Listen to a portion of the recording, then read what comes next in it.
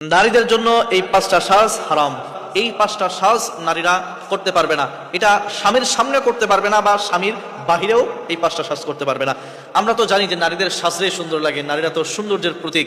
সুতরাং আবার কিছু কিছু জায়গায় আমরা দেখি যে নারীরা স্বামীর সামনেও সাজতে পারবে, কিন্তু এই পাঁচটা সাজ এমন রয়েছে এটা তারা স্বামীদের সামনে করতে পারবে না, বাইরের পরপুরুষের সামনে তো করতে পারবেই না। কোন পাঁচটা সাজ? তার ভিতরে এক নাম্বার হলো যে এই যে ভ্রু প্লাগ, যে ভ্রু প্লাগটা এটা তারা স্বামীর সামনে করতে পারবে না, স্বামীর বাইরে তো পারবেই না।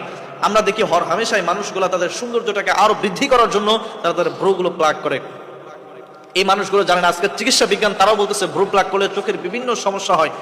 তো তারা এইটাকে উপেক্ষা করে তারা তাদের সৌন্দর্যকে আরো বৃদ্ধি করার জন্য ভ্রুগুলো প্লাগ করে। আল্লাহ তাআলা যে ভ্রুটা দিয়েছে সেটা তাদের পছন্দ হয় না, তারা চিন্তা করে যে আমাদের ভ্রু প্লাগ করে আরো বেশি সুন্দর লাগবে। আল্লাহ তাআলা যেটা দিয়েছে এটা দিতে সুন্দর লাগে, যদি ভ্রু প্লাগ সুন্দর লাগতো তাহলে তো অবশ্যই আপনাদের ভ্রু প্লাগ অবস্থায় দিত। এই ভ্রু প্লাগ আপনারা কেউ করবেন না। ভ্রু প্লাগ করলে আল্লাহ তাআলা কিন্তু আপনাদের উপরে অসন্তুষ্ট হবেন, আর এটা ইসলামে কিন্তু হারাম। এরপরে দুই নম্বর যেটা হলো, আপনি অনেকে আছে দেখবেন যে দাঁতগুলো সুসালো করে। এটা খুব কম, কিন্তু কিছু কিছু জায়গায় রয়েছে, আমরা এটা দেখেছি।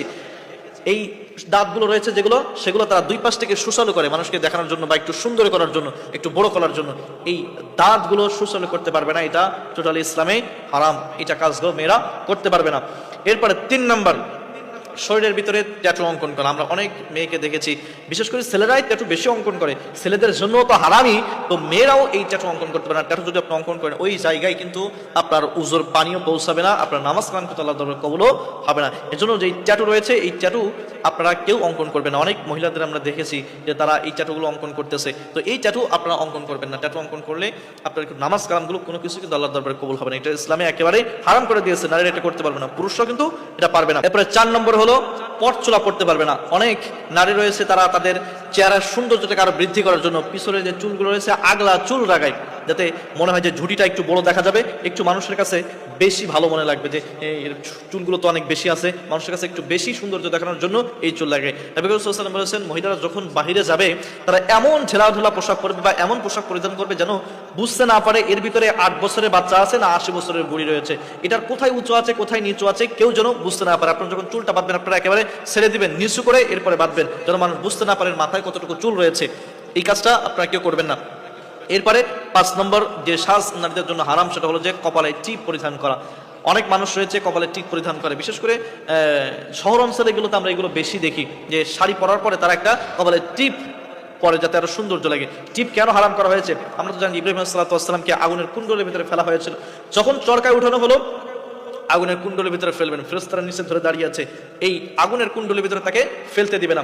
এমত অবস্থায় তখন ইবলিস শয়তান তাদের সামনে চলে আসলো এবং আসার পরে বলল তোমরা তো তাকে এইভাবে ফেলতে পারবে না, তোমরা জোড়ায় জোড়ায় নারী এবং পুরুষকে নিয়ে আসো, আসার পরে অবাধ মেলামেশায় তাদেরকে দিয়ে দাও। অবাধ মেলামেশা যখন করবে তখন এই দৃশ্য দেখার পরে এই দেখবা যে আস্তে আস্তে ফেরেশতারা চলে যাবে, তোমরা একে এই কুণ্ডলের ভিতরে ফেলাতে পারবা। তখন তাদেরকে এই অনেকগুলো মানুষের ভিতর থেকে চিহ্নিত করার জন্য তাদের কপালের ভিতরে টিপ পরিধান করে দেওয়া হয়েছিল এবং 40 জোড়া নারী এবং পুরুষ তারা এই টিপ পরিধান করে এর প্রবাদ মেলামেশা হয়েছিল। তার কারণে ফেরেশতারাও চলে যায় লজ্জার কারণে, এবং এই ইব্রাহিম আলাইহিস সালামকে কিন্তু আগুনের কুণ্ডলিতে ফেলতে পারে। তো এই যে টিপ সেই সময় যে ব্যবহার করা হয়েছিল, এই জন্য এই টিপ নারীদের জন্য টোটালি হারাম করে দিয়েছেন আল্লাহ তাআলা। এই টিপ করতে পারবে না কেউ। এই জন্য এই 5টা সাজ আপনারা চেষ্টা করবেন কেউ না করার জন্য। বিশেষ করে সবচাইতে বড় যে কাজ অধিকাংশই নারীরা করে সেটা হলো ভ্রু প্লাগ, কখনো করবেন না। দাঁত সুসালো এটা খুব কম রয়েছে, ট্যাটু অঙ্কন এটাও খুব কম রয়েছে, পরচুলা এটাও কম, তবে করে, কিন্তু এই টিপ পরিধান করা এটা পরে কিন্তু খুব কম।